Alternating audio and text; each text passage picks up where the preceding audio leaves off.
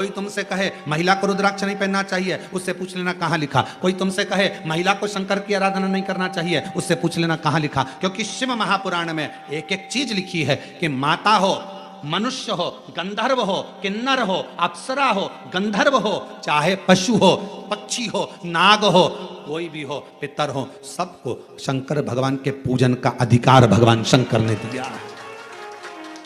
ब्राह्मण हो, क्षत्रिय हो, वैश्य हो, शूद्र हो, कोई भी हो, शंकर भगवान के पूजन का अधिकार शंकर भगवान ने सबको दिया है। कोई ऐसा बच्चा ही नहीं जिसको अधिकार शिव ने नहीं दिया।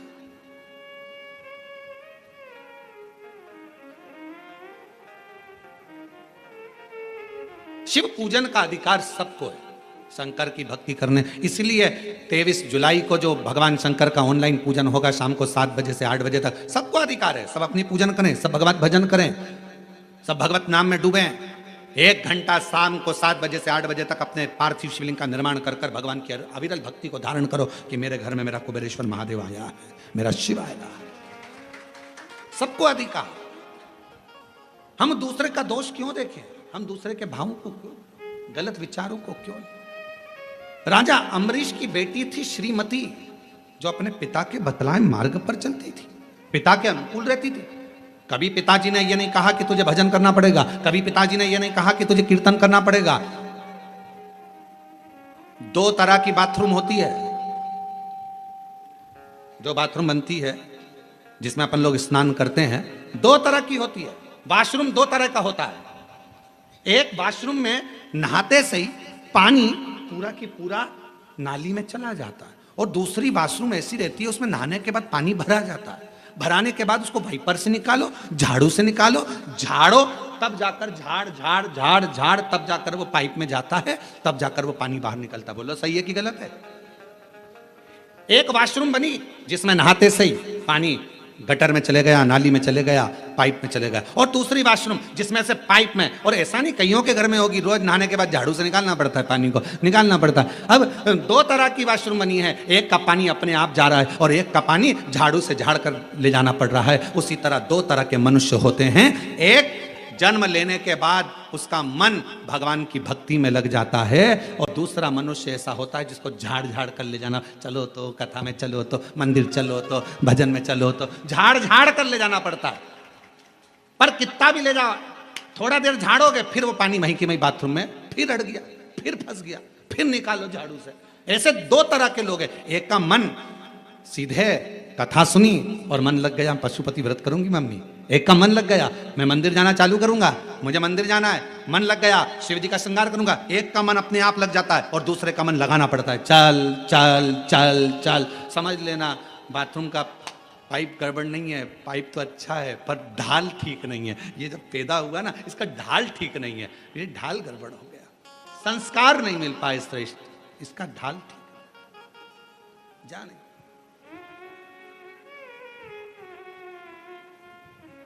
राजा अम्बरीश की बेटी थी श्रीमती। कोई ने नहीं कहा कि तू भजन करना, कोई ने नहीं कहा कि तू कीर्तन करना, कोई नहीं बोला कि तू भगवत नाम लेना, फिर भी श्रीमती भगवान की भक्ति में डूबी रहती थी, क्योंकि पिता के संस्कार थे उसके अंदर। पिता जैसा कहते, पिता के संस्कार उसके अंदर थे। वो पिता के संस्कारों में ढलती चली गई, ढलती चली गई और बढ़ती चली गई। समय आया, एक बार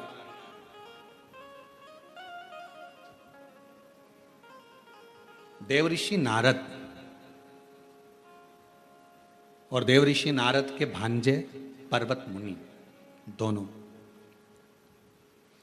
भ्रमण करते करते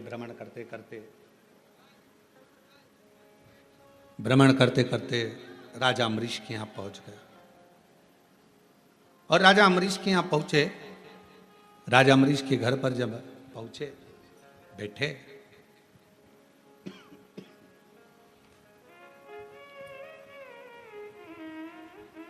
थोड़ी देर बाद राजा अम्बरीश की बेटी श्रीमती सामने से निकल कर गई। बड़ी सुंदर थी,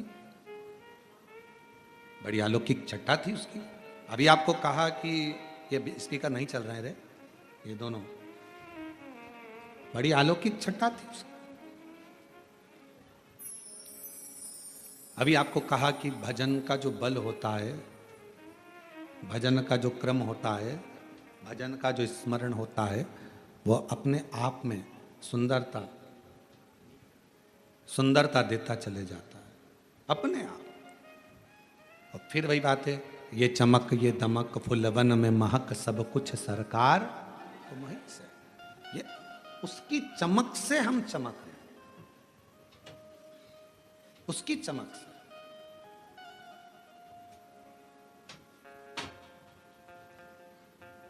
और महादेव नमन चरणों में स्वीकार कीजिए, सबका किया है मेरा भी उद्धार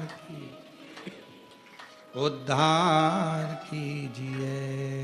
है त्रिपुंडधारी, है त्रिशूलधारी, है त्रिपुंडधारी, है त्रिशूलधारी। चरणों में तेरे बाबा जी पावन है चारों धाम, तेरी देव करते वंदन पूजे हैं सीताराम। चरणों में तेरे बाबा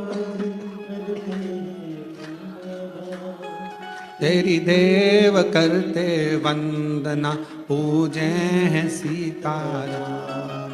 हो जाए पूरी कामना, हो जाए पूरी कामना, उपकार कीजिए, सबका किया है मेरा भी कल्याण कीजिए, उद्धार कीजिए। है त्रिपुंडधारी, है त्रिशूलधारी, है त्रिपुंडधारी, है त्रिशूलधारी। भगवान ने मौका दिया, सामने जो चेहरा नजर आया देवर्षि नारद को पर्वत मुनि, बड़ी सुंदर कन्या थी। उसके चेहरे का आकर्षण बड़ा प्रबल था। कन्या निकलकर जैसे ही चली गई, थोड़ी देर बाद देवऋषि नारद ने पूछा राजा अम्बरीश जी से, ये इतनी सुंदर कन्या किसकी है?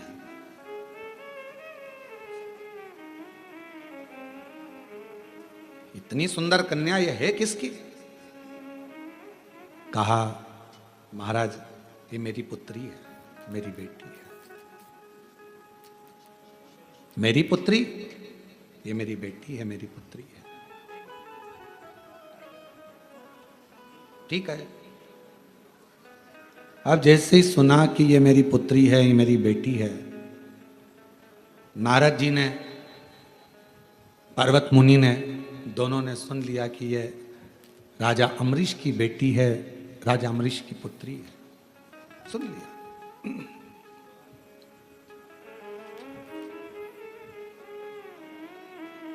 कुछ देर के बाद देवऋषि नारद ने राजा अम्बरीश को राजा अम्बरीश को एकांत में ले जाकर थोड़ी चर्चा करी, थोड़ी बात करी। राजा अम्बरीश जी ने पूछा, महाराज आपने मुझे एकांत में बुलाया है, क्या बात है, क्या कहना चाहते हैं? कहा, आपकी पुत्री बड़ी सुंदर है और हम उससे विवाह करना चाहते हैं। देवऋषि नारद जी ने यह शब्द कहा। राजा अम्बरीश तो अपने भाग्य की सराहना करने लगे। धन्य हैं हम जिनकी पुत्री देवऋषि नारद जी से ब्याह। प्रणाम महाराज जी। थोड़ी देर बाद पर्वत मुनि ने राजा अम्बरीश को एकांत में बुलाया और फिर उनसे बात करी। तो पर्वत मुनि ने कहा कि आपकी बेटी बड़ी सुंदर है और हम उनसे विवाह करना चाहते हैं।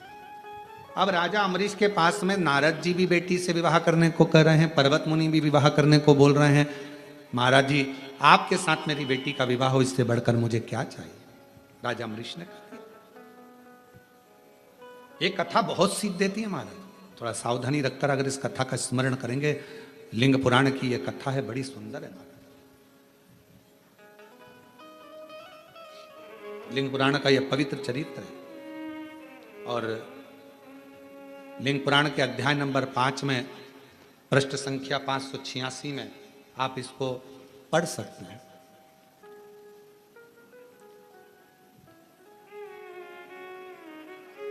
कहा राजा अम्बरीश ने भगवान देवऋषि नारद और भगवान पर्वत मुनि दोनों को बिठाकर हाथ जोड़कर कहा, बेटी एक है, आप दोनों ही विवाह करना चाहते हो। महाराज एक काम करता हूं, कल आप सुबह आना, सभा में बैठना, मैं स्वयंवर रखूंगा। मेरी बेटी तुम दोनों में से किसी के भी गले में माला पहनाएगी, उसी के साथ बेटी का विवाह कर दो। अब दो ऑप्शंस थे ना उनके पास में, तो और दोनों मुनि हैं, एक देवऋषि नारद है तो दूसरा पर्वत मुनि है। दोनों तपस्वी हैं, दोनों साधक हैं, दोनों उपासक हैं। तुम दोनों सुबह आना, स्वयंवर रखूंगा बेटी का। बड़ा सुंदर स्वयंवर रखा, पूरा नगर सजवाया गया, बंदरवार बंधवाए गए। आज बेटी का विवाह होने जा रहा है। बेटी जिसके गले में जयमाला देगी उसी से शादी कर दी जाए। जैसे ही कल होने वाला था, एक दिन पहले ही देवऋषि नारद भगवान विष्णु जी के पास में पहुंच गए। और भगवान नारायण के पास में जैसे ही गए, भगवान नारायण से जाकर विनय करा। भगवान नारायण ने देखा देवऋषि नारद आए, प्रणाम किया, आओ साहब बैठो। नारद जी कहने लगे, मैं बैठने नहीं आया हूं, बस मेरा कल्याण कर दो।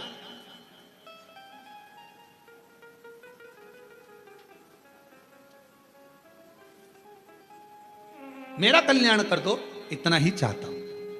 भगवान विष्णु ने पूछा, क्या कल्याण चाहते हो? अब शब्द आया है आप और हम सब के लिए, इस कथा में आई है अपनी बात। क्या कल्याण चाहते हो? तो नारद जी ने कहा, मेरा कल्याण बस इतना है, राजा अम्बरीश की लड़की श्रीमती से मैं शादी करना चाहता हूं।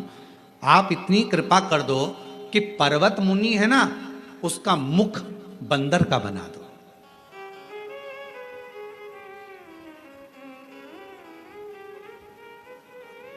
और श्रावण के महीने की ऑनलाइन चल रही शिव महापुराण की कथा में आज की कथा को बहुत सावधानी से लेना। देव ऋषि नारद भगवान विष्णु जी के सामने खड़े हैं। चाहते तो ये कहते कि राजा अम्बरीश की बेटी मेरे गले में जयमाला पिनाए, ऐसी कृपा कर दो और मेरी शादी राजा अम्बरीश की बेटी श्रीमती से करा दो। पर मांग क्या रहे? मैं राजा अम्बरीश की बेटी से शादी करना चाहता हूं, श्रीमती से, बड़ी सुंदर है। आप एक काम कर दो, पर्वत मुनि को बंदर का मुख देता। अब ईमानदारी से बोलो, खड्डा दूसरे के लिए खोदोगे तो उसमें सबसे पहले कौन गिरेगा? जिसने खोदा है वही।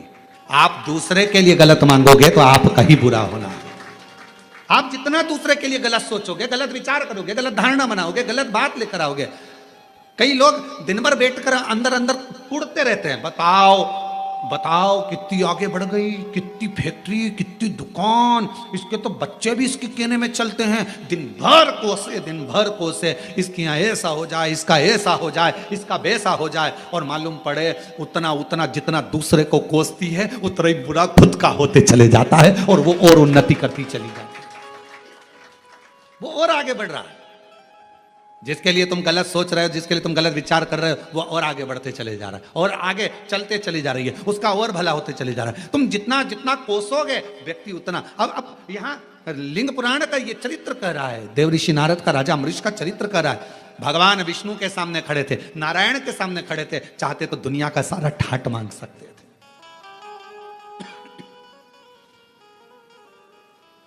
मांगो, तुमको क्या चाहिए? भगवान विष्णु ने तो पूछा था, क्या चाहिए तुमको, बोलो। और यही कि ये चरित्र याद आता है, जरासंध, दुर्योधन और भीम, ये तीनों तप करने गए। इन्होंने शंकर जी का तप किया, शिव जी का तप कर रहे थे, इतने में भीम को लग गई भूख और भीम चले गया भोजन कर रहे, कंदमूल फल खाने। दोनों जनी तप कर रहे थे, जरासंध और दुर्योधन। भगवान शंकर प्रसन्न हो गए, मांगो तुम्हें क्या चाहिए? जरासंध ने कहा, मुझे 10,000 हाथी का बल दे दो। ठीक है, दुर्योधन ने कहा मुझे 20,000 हाथी का बल दे दो। भगवान शंकर जी ने कहा तथास्तु। दोनों जाने लगे। भीम बैठ के केला खा रहे थे, भूख लग रही थी तो, और ये दोनों हंसते हुए बोले बताओ ऐसा हपसी है, खाने के चक्कर में इससे शंकर जी का वर भी नहीं मिला और हमको वर मिल गया।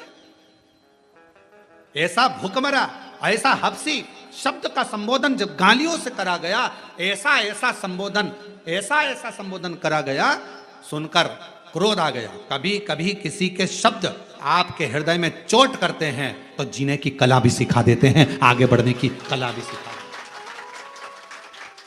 कभी कभी चोट कर जाते शब्द वो आगे बढ़ने की कला दे देते हैं, आगे बढ़ने की कला देंगे वो शब्द।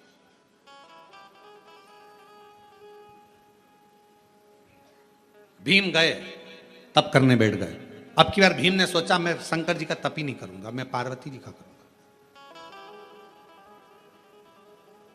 काम करने वाला, घर में सेवा करने वाला नौकर चाकर जो होता है ना, बड़ा चतुर होता है, देख लेता है दोनों में सेठ जी ज्यादा हृदय के नम्र हैं कि सेठानी, और देखा सेठानी नम्र है तो जैसी सेठ जी गए तब वो झाड़ू पोछा करने आई, और झाड़ू पोछा करती, भाभी बहुत तकलीफ चल रही है, बच्चों की फीस नहीं है। भाभी अंदर गई, अलमारी खोल के 500 रुपये ला रख ले, फीस भर देना, और सुन तनख्वाह में काटूंगी, याद रख लेना।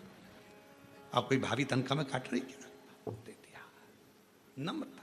भीम को लगा कि मैं महादेव जी की आराधना तो इतने समय से कर रहा हूं, भूख लगने लगी, महादेव जी नहीं आए, पार्वती जी की आराधना करूंगा। अब मां तो मां होती है, प्रकट हो गई, मांग तुझे क्या चाहिए। भीम ने कहा मां मैं मांगूंगा नहीं, तू अपने मन से दे दे, बस इतना कृपा करना, ध्यान रखना, ध्यान रख कर देना। तो माता जी बोली तुम तो 3 लोग आए थे, हाँ वो 2 लेके चले गए, अब मैं ही बचा हूं, अब तुम कृपा करो मां। माता पार्वती जी ने ध्यान लगाया, सरस्वती माता को बुलाया। सरस्वती शंकर जी ने इनको क्या क्या दिया, तो कहा एक को 10,000 हाथी का बल, एक को 20,000 हाथी का बल।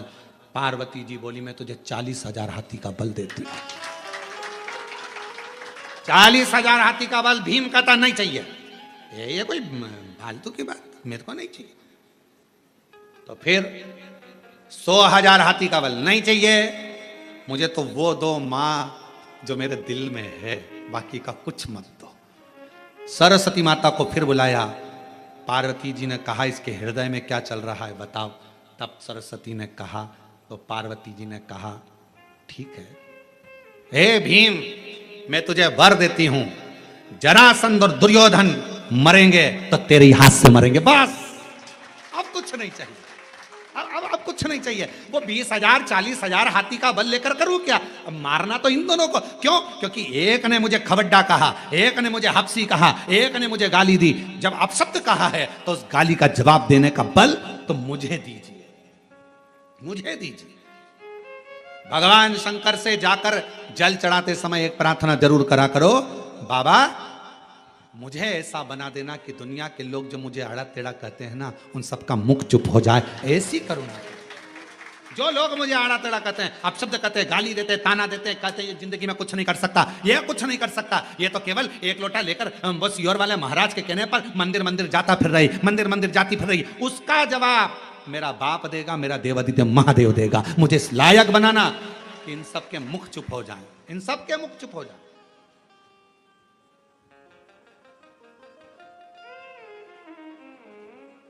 और कई लोग आश्चर्य करते हैं, फिर शंकर जी की सेवा करने वाला, जल चढ़ाने वाला, भजन करने वाला जब बहुत ऊंचे सिंहासन पर बैठ जाता है, बहुत ऊंचे ठाट पर बैठ जाता है, तो लोग आश्चर्य करते हैं बनना था किसको, बन कौन गया, किसके बन गया, ये कैसे हो सकता है। पूरे मोहल्ले के लोग, पूरे क्षेत्रवासी आश्चर्य करते हैं, ये पद पर बैठ गया, इसको कुर्सी मिल गई, ये सिंहासन पर बैठ गया, इसको पद मिल गया।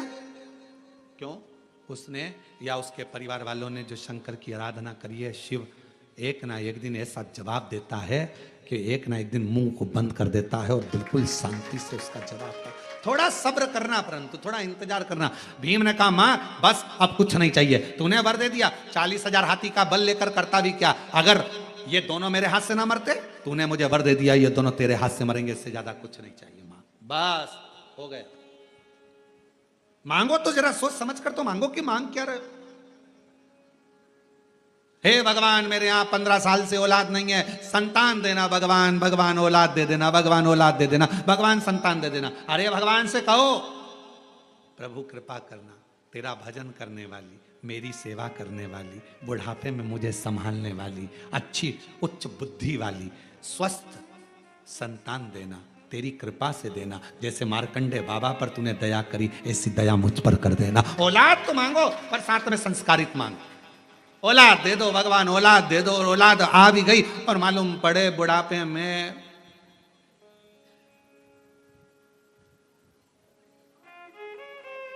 स्टेटस लगा रही है औलाद, my wife is my life. तो क्या मतलब कि ऐसी औलाद, औलाद को स्टेटस लगाना चाहिए my mother is my life. उसको स्टेटस लगाना चाहिए कि मेरी मां मेरी लाइफ है, और वो स्टेटस लगा रहा मोबाइल पर माय वाइफ माय लाइफ। मेरी पत्नी मेरी लाइफ है और मां पिता। तो भगवान से प्रार्थना करना, औलाद देना, संस्कारित देना, संस्कारवान देना, ज्ञानवान देना, विद्वान देना, तेरी सेवा करने वाली, बुढ़ापे में मेरी सेवा करने वाली औलाद देना। मालूम पड़े बेटा है नीलैंड में, बेटी है न्यूयॉर्क। ब्राइट बच्चों के लिए हुआ बुढ़ापा डार्क। काका क्या करोगे, क्या करोगे, ये दौलत कहां धरोगे। बुढ़ापा बेकार हो गया। बेटा कहां है, तो कहां है, न्यूजीलैंड में। बेटी कहां है, न्यूयॉर्क में। अच्छा, एक बेटा वहां, बेटी वहां, तुम कहां हो, बिलासपुर में। बिलासपुर में, हाँ। क्या कर रहे हो, फ्लैट में है। अच्छा, फिर तुम बीमार पड़ते हो तो तुमको डॉक्टर के पास कौन लेकर, पड़ोस के बेचारे बच्चे बहुत अच्छे हैं रे, हमको डॉक्टर के पास ले जाते हैं। अच्छा, हाँ। सब्जी भाजी कौन ला कर दे, पड़ोस में जो बेटा है ना बेचारा खूब सेवा करता है। तो हमने भी कह दिया एक काम करना, फिर ये फ्लैट, 15 एकड़ जमीन, गाड़ी सब पड़ोस के बेटे को दे। नहीं, उसको कैसे दे सकते।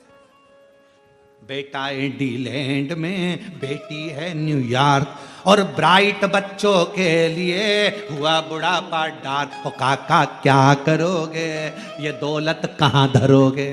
जरा विचार करिए, बेटे सब बाहर, परिवार पूरा बाहर, कोई पूछने को तैयार नहीं, बुढ़ापे की अवस्था, लाठी टेक के चल रहा, भोजन सही मिल नहीं रहा, उसके बाद भी मकान की सफाई करवा रहा, घर संभाल के रख रहा, और बेटे और बेटी को फोन लगाने की फुर्सत नहीं, सब अपनी अपनी मस्ती में जी रहे हैं, और तेरा बुढ़ापा पूरा व्यर्थ हो गया। और आखिरी में जो पड़ोसी काम कर रहे हैं, उनके लड़के काम कर रहे हैं, 100-500 रुपए उनको ज्यादा दे देती कि ले रहे 500 रुपए का तेरा ये लियाना, 5000 का मोबाइल लियाना। पर फिर भी अठन्नी दमड़ी नहीं छूटना चाहिए, मेरे बच्चों का, मेरे बेटे का, मेरा पोता का, मेरी पोती का। और मर गए 15 दिन तक मालूम ही नहीं पड़ा। यही खबर है, 15 दिन तक मालूम ही नहीं पड़ता, बॉडी सड़ती रहती है कि मर गए। तब फिर पड़ोसी की सूचना आती है कि बदबू आ रही, दरवाजा खुला, तब मालूम पड़ता। बच्चों को सूचना दी जाती है, आ जाओ तुम्हारे माँ बाप मर गए। कहते हैं ऑनलाइन अंतिम संस्कार कर देंगे। ऑनलाइन, ऊपर से वहीं से बैठे अंतिम संस्कार का कर्म कर दिया, मर गए। 1 महीने बाद आए, पूरी जायदाद बेची, पैसा लिया। बेटा है डीलैंड में, बेटी है न्यूयॉर्क, और ब्राइट बच्चों के लिए हुआ बुढ़ापा डार्क। और काका क्या करोगे, ये दौलत कहां धरोगे, क्या करोगे। ना अच्छे से खा पा रहे हो, ना जी पा रहे हो, ना अच्छे से रह पा रहे हो। इसलिए मेरा निवेदन है, 1 रुपए का भी कहीं दान नहीं करना है, मत करिए। अठन्नी भी किसी को देना है तो मत दीजिए। तुम्हें 1 रुपया भी खर्च नहीं करना, किसी पर मत करो, पर अपनी कमाई का एक हिस्सा अपने ऊपर खर्च करो। खूब एंजॉय से जियो, खूब अच्छे से जियो, खुश की जिंदगी जियो। अपने ऊपर तो खर्च करो, अपने ऊपर खर्च करना सीखो। बेटा रख रहा है कटे हुए सेवफल का मोबाइल, और तू इतना सा कीपैड लेके बेचारा, और बाद में बेटे देख तो बटन नहीं दब रही। बेटे को शर्म भी नहीं आए कि पापा दूसरा दिला देता हूं। और उसने कहा एक बार, वही मृग नैनी ने, उसने एक बार कहा कि मेरा बैलेंस खत्म हो गया, तो आधी रात को दोस्तों को फोन लगा, बैलेंस डलवा तेरी भाभी का मोबाइल में बैलेंस। मृग नैनी मयूरी कहा इतना डला बैलेंस। माँ का सिर दुखा तो कमरे में भी नहीं गया, और मृगनेनी का क्यों कल तू नहीं आई थी मिलने, मेरी तबीयत खराब थी। अच्छा तूने तो बताया ही नहीं मेरे को, मैं तुझे लेकर चलता हूं, अपने कोरबा में बहुत अच्छा डॉक्टर है, चल। नहीं मैं ठीक हो गई, नहीं चल तो सर।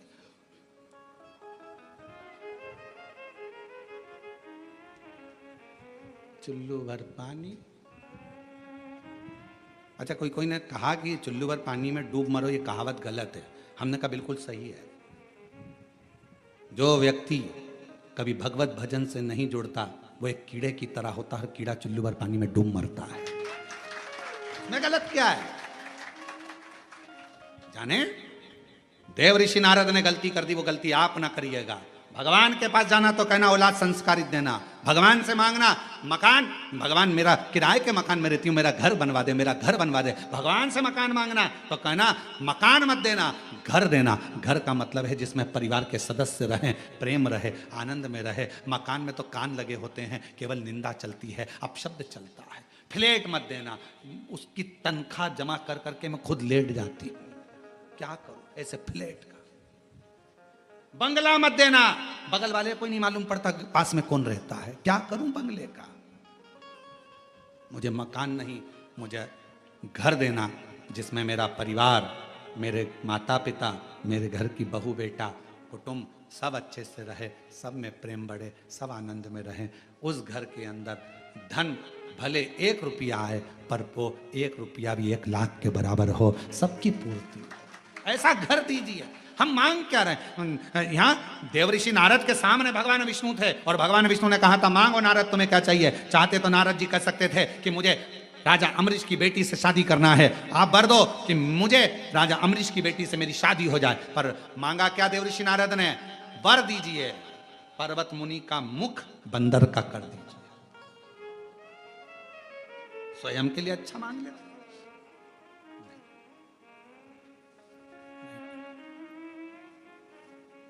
अब नारद जी चले गए, भगवान ने कह दिया तथास्तु, ठीक है। थोड़ी देर बाद इनके जाने के बाद पर्वत मुनि आ गए। पर्वत मुनि आए तो प्रणाम किया। भगवान नारायण ने कहा प्रणाम है, क्या चाहिए, क्यों आना हुआ? महाराज राजा अम्बरीश की बेटी बड़ी सुंदर है, उससे विवाह करना चाहता, बस एक निवेदन लेकर आए। क्या? नारद जी का मुंह लंगूर का कर दो। नारद जी का मुंह लंगूर का कर दो, बस ये निवेदन लेकर आया। भगवान विष्णु ने कहा तथास्तु, तथास्तु। पर भगवान नारायण ने कहा कि देखो मैं सब कर तो दूंगा पर तुम ये किसी से बोलना नहीं। ठीक है नहीं बोलूंगा, चलो।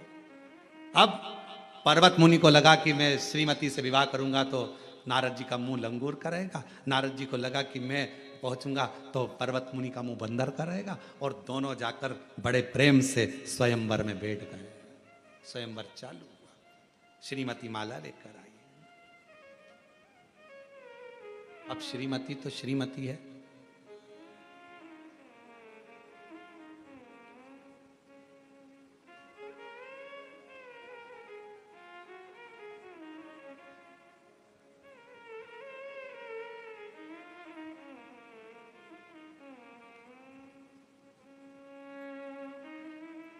दो चीजें हमेशा अच्छी होना चाहिए,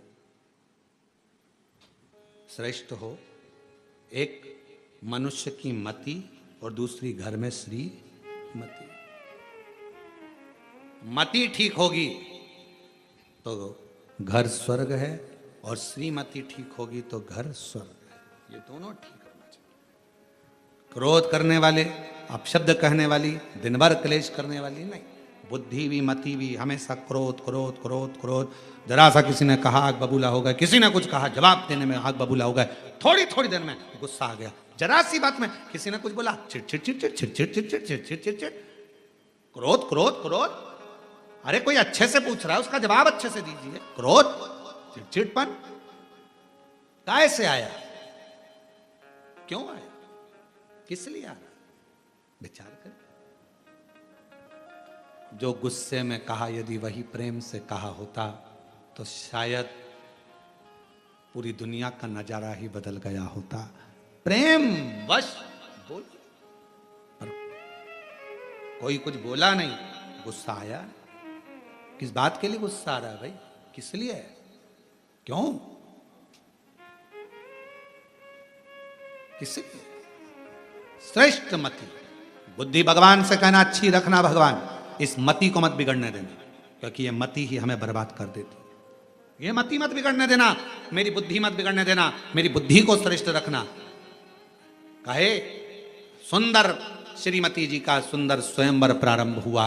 स्वयंवर चल रहा था, देव ऋषि नारद बैठे थे, पर्वत मुनि बैठे थे, दोनों बैठे हैं और श्रीमती माला लेकर आ रही है।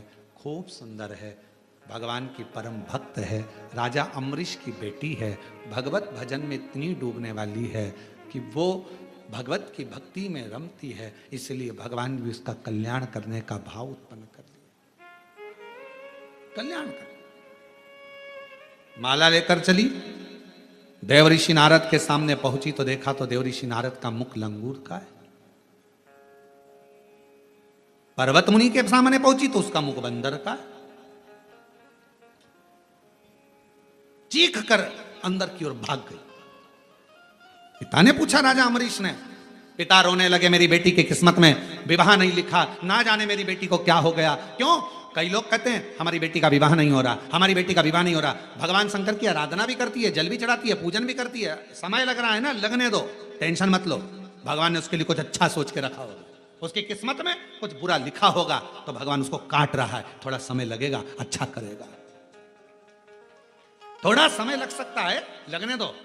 अरे प्रभु, हमने इतने दिन से काम कर रहे हैं, हम इतने दिन से पशुपति व्रत कर रहे हैं, हम इतने दिन से शिव जी का जल चढ़ा रहे हैं, हम इतने दिन से कथा सुन रहे हैं, हमने 4 पंडाल, 3 पंडाल, 2 पंडाल, 1 पंडाल बैठकर कथा सुन ली, भगवान हमारी नहीं सुन रहा। सुनेगा, थोड़ा समय लगेगा।